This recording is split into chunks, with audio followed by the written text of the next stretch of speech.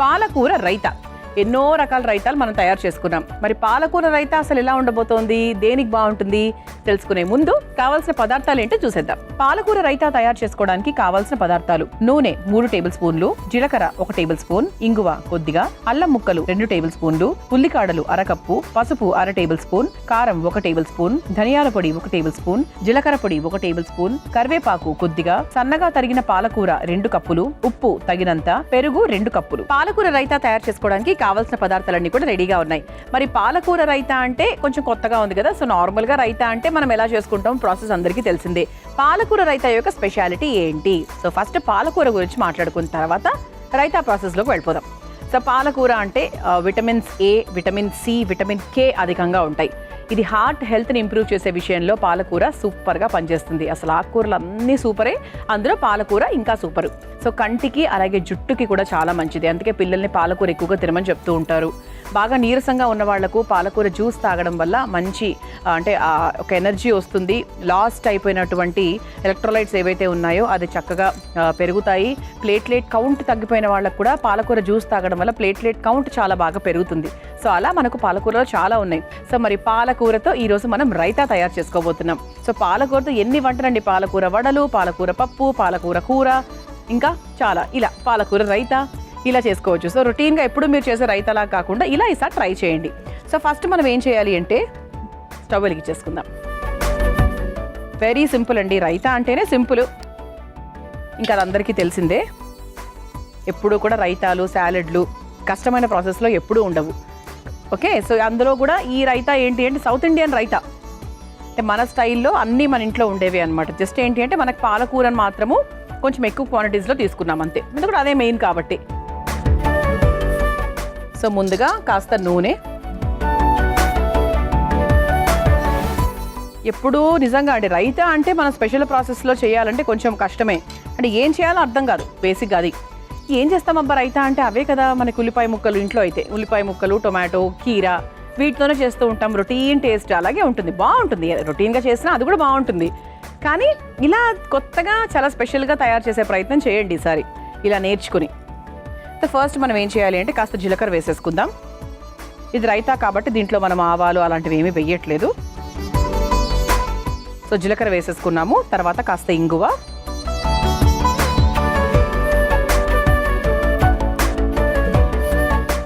ఆ తర్వాత సన్నగా తరుక్కున్న అల్లం ముక్కలు,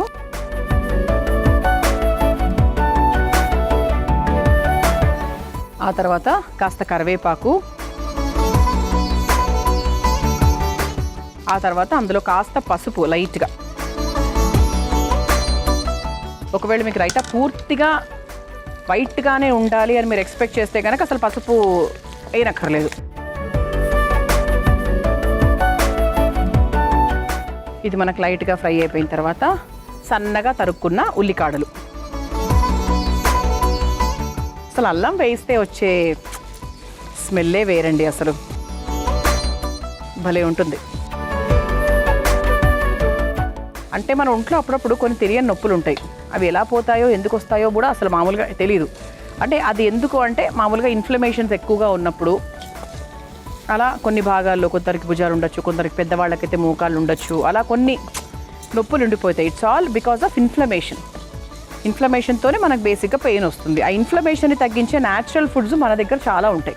ఆమ్లా, ఫస్ట్ మనకు ఉసిరికాయ, అల్లం, ఇలా కొన్ని ఉంటాయి. మనకు గూగుల్లో వెతికినా కూడా దొరికేస్తుంది. సో ఆ ఇన్ఫ్లమేషన్ని తగ్గించుకుంటే ఆటోమేటిక్గా పెయిన్ రిలీఫ్ అయిపోతుంది. ఉల్లికాడలు వేసేసుకున్నాము, చక్కగా వేయించేసుకున్నాము. ఇప్పుడు కొంచెం మనకు కావాల్సిన పొళ్ళు వేసుకుందాం. సో ఫస్ట్ కాస్త కారం, కాస్త ధనియాల పొడి, అలాగే కాస్త జీలకర్ర పొడి,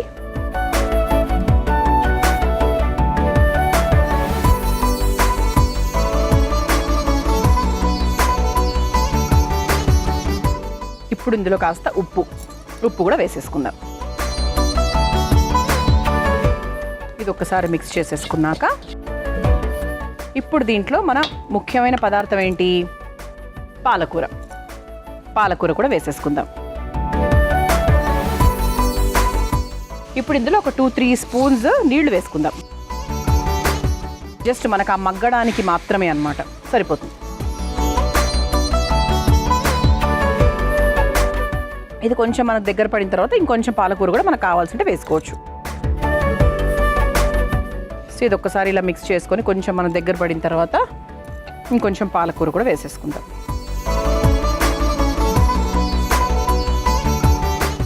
ఓకే, సో రొటీన్గాకి భిన్నంగా ఇది మనకి ఏంటి అంటే చక్కగా చపాతీ తిన్నా, పుల్కా తిన్నా, ఏ తిన్నా కూడా మనకు ఇది బాగుంటుంది, చాలా టేస్టీగా ఉంటుంది. సో అన్నీ వేసుకున్నాం కదా, ధనియాల పొడి, జీలకర్ర పొడి, కారము అన్నీ వేసుకున్నాం కాబట్టి మంచి అంటే మన సౌత్ ఇండియన్ స్పైసెస్ టేస్ట్తో చాలా చాలా బాగుంటుంది, కొత్తగా కూడా ఉంటుంది, అలాగే వెరీ హెల్దీ. ఉట్టి పెరుగు మాత్రమే కాకుండా ఇందులో ఇంత క్వాలిటీ ఆఫ్ పాలకూర కూడా వెళ్ళింది కాబట్టి చాలా చాలా హెల్దీగా ఉంటుందన్నమాట. చక్కగా మగ్గిపోయింది చూసారా. ఓకే, సో ఇప్పుడు ఈ స్టవ్ ఆఫ్ చేసేసుకుందాము. ఇప్పుడు మనం ఒక బౌల్ తీసుకుందాం. సో ఇంతవరకు మనకు రైతా అంటే పెరిగేది, ఇప్పుడు పెరుగు మరి వేడివేడిగా, అందులో పెరుగు వేయలేం కదా. సో ముందుగా చక్కగా పెరుగు తీసుకుందాము. సో పెరుగుని కూడా కొంచెం ఇలా గిలక్కొట్టుకొని వేసుకుంటే ఇంకా బాగుంటుంది. లేదా అందరి ఇళ్లలో విస్కర్స్ ఉంటాయి కాబట్టి చక్కగా ఇలా విస్క్ చేసుకొని వేసుకుంటే బాగుంటుంది. సో కొంచెం లైట్గా వాటర్ యాడ్ చేసుకుందాము. అంటే కొంతమందికి రైతా కొంచెం నీళ్ళగా ఉంటే ఇష్టము, కొంతమందికి కొంచెం థిక్గా ఉంటే ఇష్టం, అది మీ ఇష్టం. ఇంకా దాన్ని బట్టి మీరు నీళ్ళు ఎంత పోసుకుంటారో ఏంటో చూసుకొని చేసుకోండి.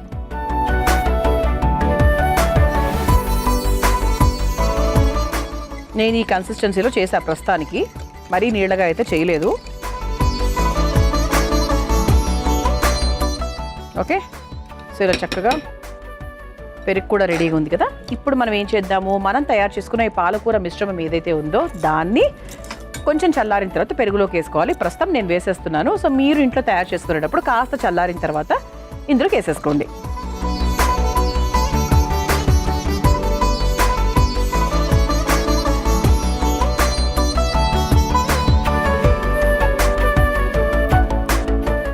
సో చక్కగా మసాలా పొళ్ళు అన్నీ ఉన్నాయి కాబట్టి మంచి సౌత్ ఇండియన్ స్టైల్లో భలే ఉంటుందండి. ఇది కూడా ఉట్టిగా తినేయచ్చు యాక్చువల్గా, అలా కప్పులో స్పూన్ వేసేసుకొని చక్కగా తినేయచ్చు.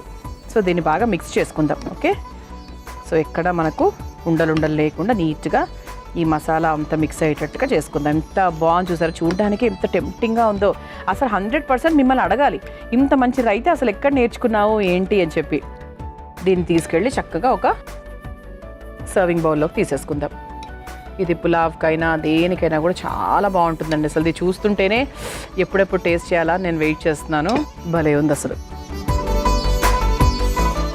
పాలకూర రైతా రెడీ అండి. మీరు తయారు చేసుకోవాలనుకుంటున్నారా? తెలుసు నాకు. కావాల్సిన పదార్థాలు, తయారు చేసుకునే విధానం మరొకసారి చూసేయండి. పాలకూర రైతా తయారు చేసుకోవడానికి కావాల్సిన పదార్థాలు: నూనె 3 టేబుల్ స్పూన్లు, జీలకర్ర 1 టేబుల్ స్పూన్, ఇంగువ కొద్దిగా, అల్లం ముక్కలు 2 టేబుల్ స్పూన్లు, ఉల్లికాడలు 1/2 కప్పు, పసుపు 1/2 టేబుల్ స్పూన్, కారం 1 టేబుల్ స్పూన్, ధనియాల పొడి 1 టేబుల్ స్పూన్, జీలకర్ర పొడి 1 టేబుల్ స్పూన్, కరివేపాకు కొద్దిగా, సన్నగా తరిగిన పాలకూర 2 కప్పులు, ఉప్పు తగినంత, పెరుగు 2 కప్పులు. పాలకూర రైతా తయారు చేసుకునే విధానం: ముందుగా స్టవ్ వెలిగించి బాండీలో నూనె వేసి వేడయ్యాక అందులో జీలకర్ర, ఇంకువ, అల్లం ముక్కలు, కరివేపాకు, పసుపు, ఉల్లికాడలు వేసి వేగాక అందులో కారం, ధనియాల పొడి, జీలకర్ర పొడి, సరిపడా ఉప్పు, సన్నగా తరిగిన పాలకూర, కొద్దిగా నీళ్లు పోసి దగ్గర పడేంత వరకు మరిగించుకొని స్టవ్ ఆఫ్ చేసుకోవాలి. ఇప్పుడు ఒక మిక్సింగ్ బౌల్లో పెరుగు వేసి కలుపుకోవాలి. తర్వాత మగ్గించుకున్న పాలకూర వేసి కలిపి ఒక సర్వింగ్ బౌల్లోకి తీసుకుని సర్వ్ చేసుకుంటే పాలకూర రైతా రెడీ.